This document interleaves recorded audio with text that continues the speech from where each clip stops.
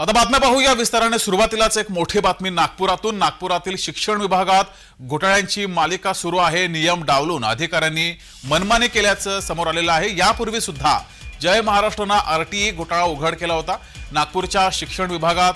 त्यामुळे नेमकं चाललंय काय असा सवाल उपस्थित होऊ लागलाय। नागपूरच्या शिक्षण विभागामध्ये घोटाळ्यांची मालिका सुरूच आहे। नियमांना डावलून अधिकारी पदभरती करत असल्याचं समोर आलंय। 50% रिक्त पदे भरण्याचे नियम असताना अधिकारी मात्र चक्क 100% पदे भरत असल्याचं खळबळजनक वास्तव आणि सत्य हे समोर आलंय।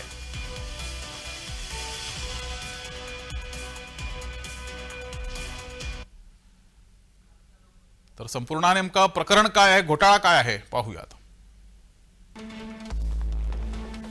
नागपूर शिक्षण विभागात अधिकाऱ्यांची मनमानी सुरू आहे। नियमांना बगल देऊन अधिकाऱ्यांचा घोटाळा हा सुरू आहे। अधिकाऱ्यांच्या मनमानीला विभागातील वरिष्ठांचा वरदहस्त असल्याचं समोर आलंय।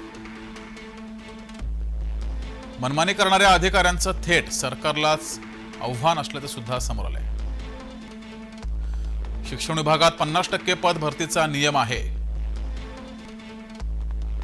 मात्र नियमांना बगल देत अधिकाऱ्यांनी 100% पदभरती केल्याचं समोर आलंय। याआधी जय महाराष्ट्र वृत्तवाहिनीनं आरटीई घोटाळ्याचा संपूर्ण पर्दाफाश हा केला होता।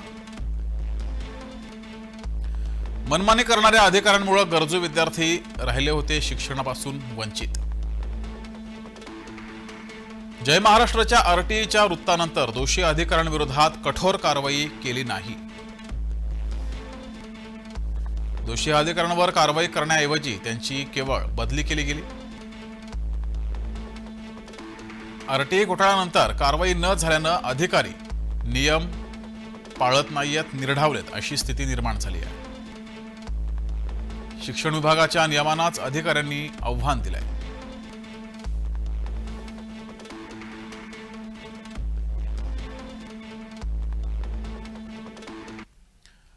आपले प्रतिनिधी हितेश मेश्राम यांनी इथला आढावा घेतलेला आहे, तो पाहूयात।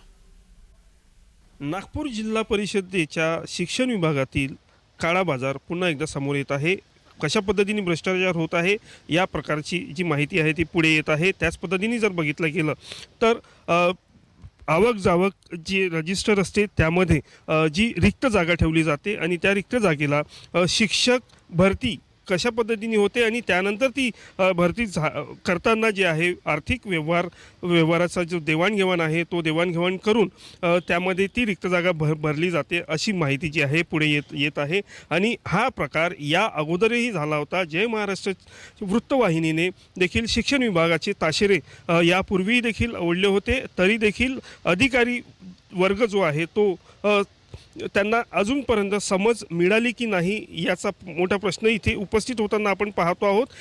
लहान मुलांच्या शिक्षणाचा हक्क जो आहे या अधिकाऱ्यांकडनं खिचवून घेण्याचा प्रयत्न करण्यात आला होता। त्यावेळी देखील या विभागातील अधिकाऱ्यांवर कुठलीही कारवाई न करता त्यांची प्राथमिक शिक्षण विभागातून माध्यमिक शिक्षण विभागात जी आहे बदली करण्यात आली आहे। आणि त्यानंतर जी आहे हा जो काळा बाजार परत आपल्या समोर येताना आपण पाहतो आहोत। ज्या पद्धतीने अल्पसंख्याक शाळांमधल्या ज्या शिक्षक पदाच्या ज्या रिक्त जागा असतात त्या भरण्याकरिता शासनाच्या द्वारे जे आहे 2024च्या अगोदर जे आहे 50% रिक्त जागा भरण्याचे जे आदेश देण्यात आले होते, मात्र तरी देखील 50%च्या ऐवजी 100% जे आहे हे शिक्षक भरतीच्या ज्या जागा आहेत हे अधिकारी करत आहेत।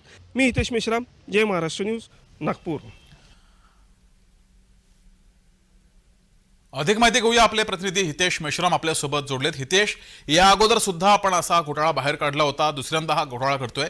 वरिष्ठ अधिकाऱ्यांनी याबाबत काय खुलासा केलाय का? आपलं इथल्या वरिष्ठ अधिकाऱ्यांसोबत बोलणं झालेलं आहे का? शिक्षण विभागातील वरिष्ठ अधिकाऱ्यांचं नेमकं म्हणणं काय, खुलासा केलाय का त्यांनी? नक्कीच जगदीश, बघितलं गेलं तर घोटाळ्यावर घोटाळे जे आहे नागपूर शिक्षण विभागाकडून होताना आपण पाहतो आहोत।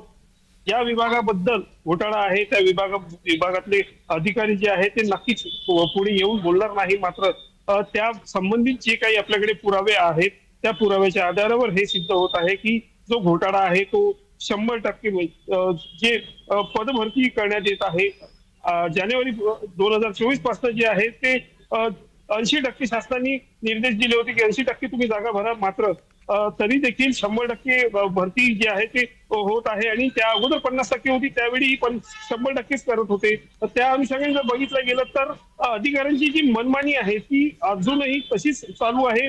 मात्र यामुळे शासनाचं किती नुकसान होत आहे याकडे देखील जी बघणं मात्र तितकंच हितेश, महत्त्वाचं याआधी आहे. सुद्धा आपण एक घोटाळा बाहेर काढला होता. जय महाराष्ट्रावर आपण ती बातमी दाखवली सुद्धा होती, तुमच्या माध्यमातूनच ती बातमी समोर आली होती. त्या घोटाळ्यामध्ये जे आरोपी आहेत त्यांच्यावर काही कारवाई झाली का? त्या संदर्भात काही पाठपुरावा त्यानंतर झाला का?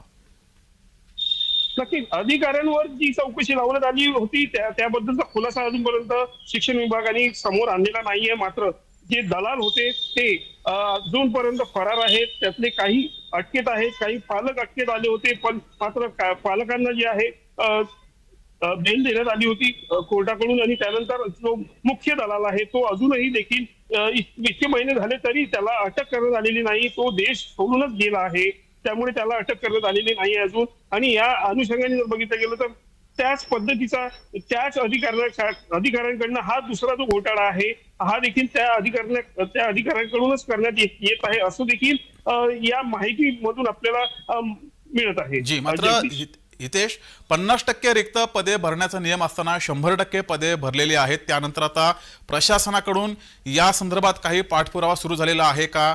नेमका कुणी हा घोटाळा केलेला आहे या संदर्भात प्रशासन जागं झालंय का? नक्कीच तेच बघणं जगदीश महत्वाचं आहे. ज्या पद्धतीने ह्या रिक्त जागा भरण्यात येतात, आवक जावकची जी वही असते त्यामध्ये बॅकडेटेड जी तारीख असते ती टाकण्याकरता ती जागा सोडली जाते आणि काही महिन्यानंतर त्याचे आदेश काढून त्या बॅकडेटेड ती जी जागा रिक्त जागा असते तिथे भरण्यात येते. अशा पद्धतीचे जे अशा रीतीने जे हे कामं केले जात आहे. जी मात्र हितेश, ज्यांनी मनमानी केलेली आहे त्या अधिकाऱ्याचं नाव समोर आलेलं आहे का? त्या अधिकाऱ्याचं नाव समजलेलं आहे का? त्या अधिकाऱ्याचं नाव नेमकं काय आणि त्या अधिकाऱ्याचं पद काय आहे आणि नाव काय? नक्कीच नाव अजूनपर्यंत तरी पुढे आलं नसेल. मात्र जे शिक्षण अधिकारी जे आहेत माध्यमिकचे जे रोहिणी कुमार असं त्यांचं नाव आहे आणि त्यांचं ते पत्र जे आहे ते पत्र जे आहे ते रोहिणी कुमार यांची त्यावर स्वाक्षरी आहे. आणि त्या अनुषंगाने जर बघितलं गेलं तर महाराष्ट्र शासनाने याची सखोलपणे चौकशी केली पाहिजे आणि ह्या घोटाळ्या मागचा नेमकं आरोपी कोण आहे याला देखील शिक्षा केली पाहिजे. अशा पद्धतीने जर महाराष्ट्र शासन चौकशी करते तर नक्कीच पुढे अशा पद्धतीचे घोटाळे जे आहेत ते होण्याकरता जे आहे महाराष्ट्र शासनाकडून काय कुठल्या पद्धतीची कारवाई करण्यात येते हे देखील बघणं आपल्याला गरजेचं आहे. जगदीश, मात्र हितेश, ही पदभरती नेमकी कुणाच्या आदेशाने झालेली आहे या संदर्भात कुणाचं नाव समोर आलंय का?